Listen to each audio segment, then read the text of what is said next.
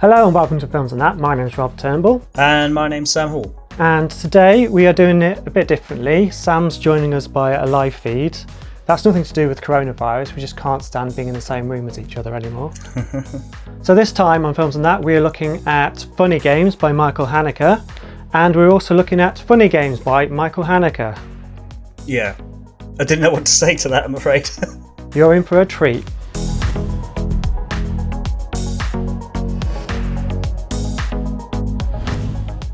Two young men invade the home of a rich family while on holiday and play increasingly sadistic games with them.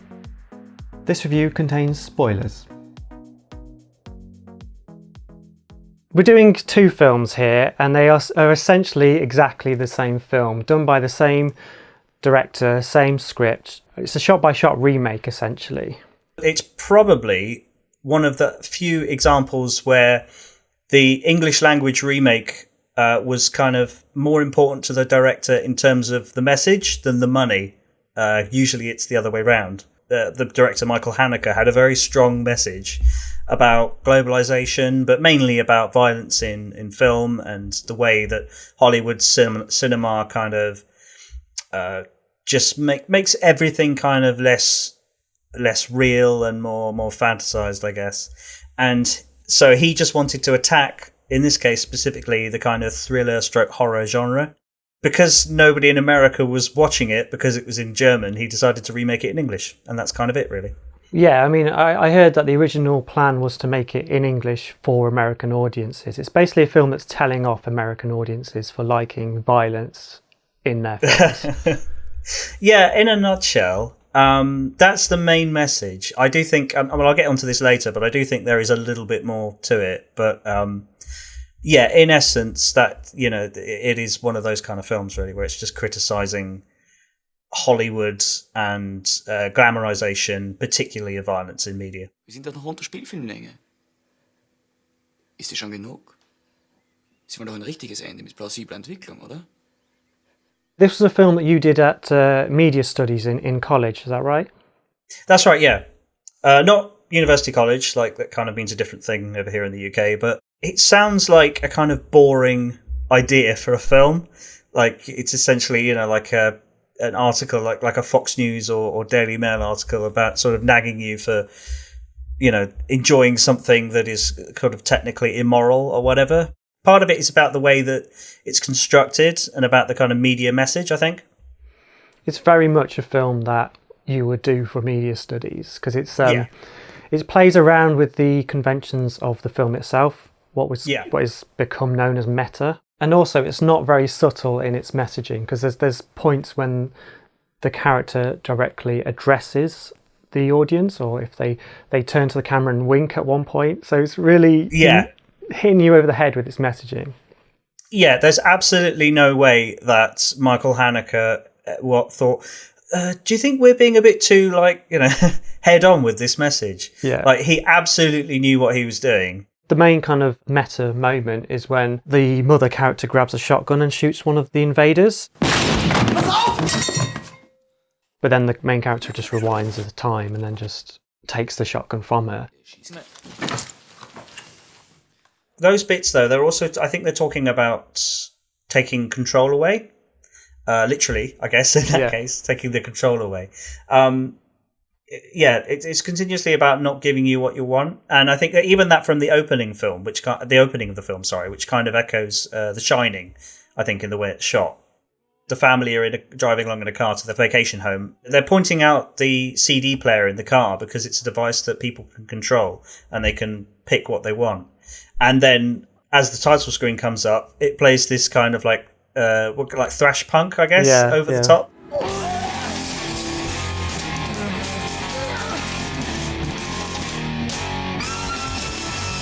As they're all kind of smiling and look at each other like a lovely family. And that's that there is just the start of it. I'm Michael Haneke and I'm taking this film out of your hands. This is I'm in complete control here. I think it just gets a bit mixed up in the message, you know.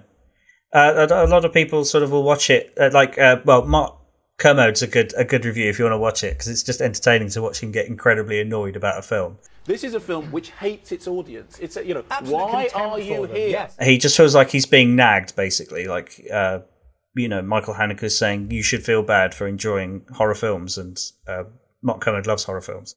It's a film that is intentionally not meant to be enjoyed. Which makes you wonder why we're talking about it. Yeah, because it goes out its way to be horrific throughout, and it tries to make the audience feel as uncomfortable as possible. There's lots of moments of catharsis which you expect from a film like this, which are just totally denied to you. So they're set up like they are going to pay off. Yeah, and at the same time, turn the camera away from the money shots, I guess. Like the things that you kind of want to see out of like a morbid curiosity. They won't let you have that. They won't let you see the violence, essentially. It's like the film's just going, is this what you want? Is this really what you want? Because the actual reality of this is horrific. So it's kind of how people enjoy violence is totally detached from how violence actually is in the real world. And it's interesting hearing Michael Haneke talk about his relationship with violence. Zwar physischer Gewalt, ne? Aber so, dass mich jemals Gewalt erlebt, im Sinne, bin ich geschlagen worden, ist mir Gott sei Dank nie passiert. In einem Zug hat so eine Mutter ihr Kind in einer Weise so unangenehmst eigentlich verhauen, so dass ich mich dann mit der angelegt habe. Aber es hat mich so aufgeregt, dass ich da was sagen musste. Ne? He seems like such a nice man as well. He's really like well spoken. He's not like a Jodorowsky who's just mental. Yeah. He's definitely like trolling though. Schlimmen Dingen zusieht. Die haben eine Faszination, weil es ein anderer ist. Es könnte ja auch man selber sein. The film is just against the main characters a lot of the time. Like there's one point, I swear, when the characters say who we're gonna, because they get a phone, it's like, who should we call? The police? Do you know the number? And I forgot. Was haben die für eine Nummer? You're almost shocked that they end up in that situation. Like, for a start, there's 3 of them against 2. Secondly, the 2 guys doing the home invasion, they're not like particularly strong. They're the most unthreatening kind of criminals ever, aren't they? Because they're just like young lads. They don't really try that hard. They kind of give the family all these opportunities to do the right thing. You're shouting at the TV saying, why are you being so stupid? Yeah. And it's like that all the way through. Again, like intentionally so, I think. It plays a lot on people's kind of politeness, I think. The reason why they get in the house is because they're just after some eggs or something. And I feel it's a real, as a British person, it real speaks to that kind of politeness of not wanting to offend people. So you kind of, they take the piss more and more. Mrs. Thompson sent me over to ask for some eggs. And then your wife gave Peter the eggs, but unfortunately they broke. And then she gave me another 4 eggs, but the dog jumped on me, and now... You had a dozen. You're going shopping on Monday anyway. We just want the eggs, that's all. Man, can you tell me what's going on here? So the script is really well paced, I would say, and it really does create a lot of tension. Agreed. And also, I think the performances are pretty good. I mean, you've got Tim Roth and is it Naomi Watts? Naomi Watts, yeah. Yeah. Okay. Yeah. Everyone, I think, is bringing their A game pretty much, which is weird because of kind of how cynical the film is. Because you're making a film that is saying, what you're doing is kind of bad or whatever. But it seems like everyone's on board with it. Yeah, it's definitely an actor's film, though. They all wanted to be in this to show their acting chops, I guess. The characters have to like really emote and cry a lot.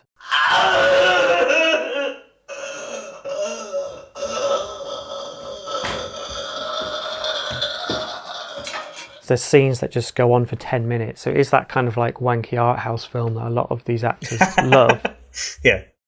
The way that they bash you over the head with it. What's interesting is that the film actually kind of echoes the feelings of the audience. I mean, I was just trying to be friendly.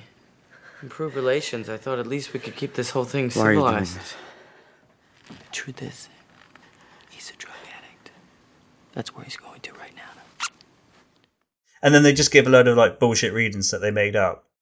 And eventually Tim Roth says, "Stop with the bullshit. I get it. Isn't that enough?"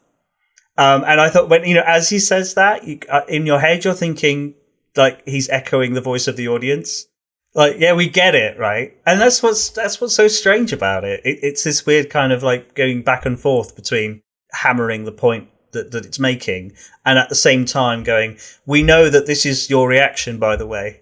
We know you're going to think like this, and we're just going to point that out to you. Yeah, it was really funny. I was reading an interview with Michael Haneke, and the interview was going like, "Oh, so you're trying to be provocative in this film?" And Michael Haneke was just like, "Yes, of course I am." Yeah, exactly. And the interviewer just kept coming out with these things. Oh, so you're doing this, you're doing that. Like the interviewer had spotted something, clever. But Haneke was just like, yeah, it's obvious, isn't it? I'm just hitting you over the head with this. So he's very much aware of what he's doing, and it's not subtle, and he doesn't care. Yeah, it's this kind of thing that it doesn't really work to interview him on mainstream media, I think.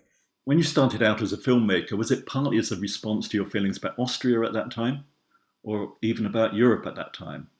Nein, ich glaube, das ist überinterpretiert. Also erstmal die Geschichte. Can we talk about the remake and how it is shot for shot? Because I think that plays an important part in kind of what he was trying to accomplish, because it would have been easy for him, and I've read in interviews where he said, I wanted to change shots from the original because I'm a better filmmaker now or whatever. I didn't quite like it then, but I stuck to my guns and made it shot for shot. And it's incredibly detailed, and it must have been such hard work to find these things that looked similar. And the main house is a set both times. They built it exactly the same way. So he's gone to a lot of detail to remake this. And like you said at the beginning, he's not doing it for money. He's just doing it to make a point. And I think that really emphasizes for me how, the falsehood of filmmaking. He's done exactly the same thing, just done it again. So he's just saying about how this is a film, this isn't real. When you told me that it was shot for shot, I hadn't watched either of them before, so I watched them both side by side. And they literally are shot for shot throughout. Was the pacing exactly the same as well? No. So I had that's just scary when like people get it so perfect. Yeah, the English language is about 10 minutes shorter, so it's a little quicker. But I was able to sync it up quite well, so it's not like there's not even one shot that's different. They're all exactly the same. I just had to kind of pause the English language one every now and again. And it's scary how synced up they are sometimes, because sometimes it would be like slightly off, like one person would say help and the other person would say help, and then both characters would say help me at the same time, and it was kind of creepy.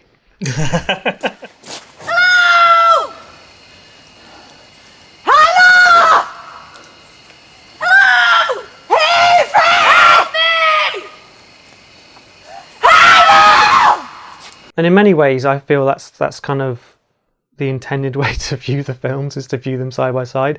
Because why would you go to that much trouble? He's just never going to get the audiences that he wants to come and see it, I don't think. It's intended for everyone, It's intended for everyone to go in and just question the media that you consume, basically.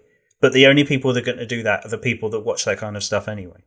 If you have 2 hours free and you think, I really want to come out of that subsequent 2 hours feeling like I am the most hideous creature on the planet and life is just rotten in ways I'd never imagined, go see Funny Games. Otherwise, you know what? Get Texas Chainsaw Massacre out on video. It's a lot funnier. Yeah, and then they're going to be pissed off that someone's telling them they can't like the things they like. Exactly. Because I do think there is a bit of an anti-globalization message here as well. It's Michael Haneke saying, please stop bringing your shit over here to Americans. There's other kind of references as well that really hammer that home, that they call the two characters, they call each other Tom and Jerry and Beavis and Butthead, rather than using like a German characters or whatever to call themselves. They call themselves Peter and Paul as well, after the Saints. Apparently there's no kind of significance for that. It's just because they're just two names, I guess. Yeah, I love Michael Haneke sometimes because again the wanky kind of critics start trying to look for meaning in his films, and he's just like, no, there isn't any meaning in that. They're just two names I picked. Peter, Paul, any significance in the names? Ja, das sind zwei Heilige im Deutschen. Ich weiß aber nicht ihre Bedeutung. Okay, so what were your final thoughts on the film, Sam? Or the two films? I think this is probably a record of seeing a film more times than I ever would have intended. And I never want to watch them ever again. So that's quite a damning kind of thing. I still think it is kind of interesting.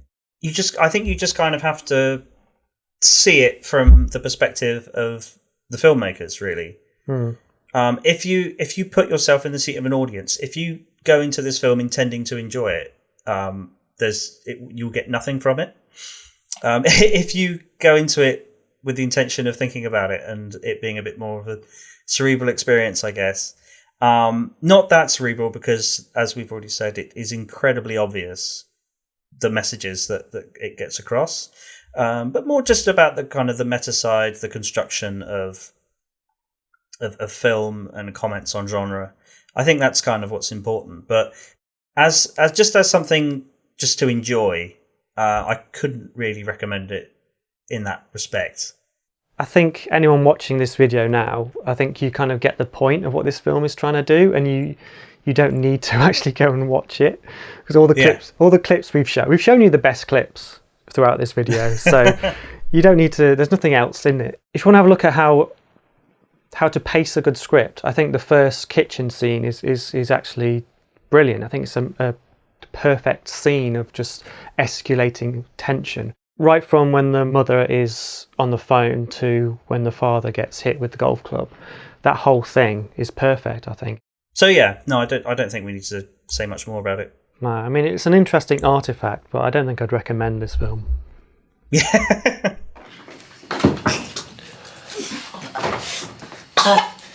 That's it for this time of Films and That. Thanks for watching and subscribing. If you like this video, please consider supporting Films and That on Patreon, and we'll see you next time. Goodbye.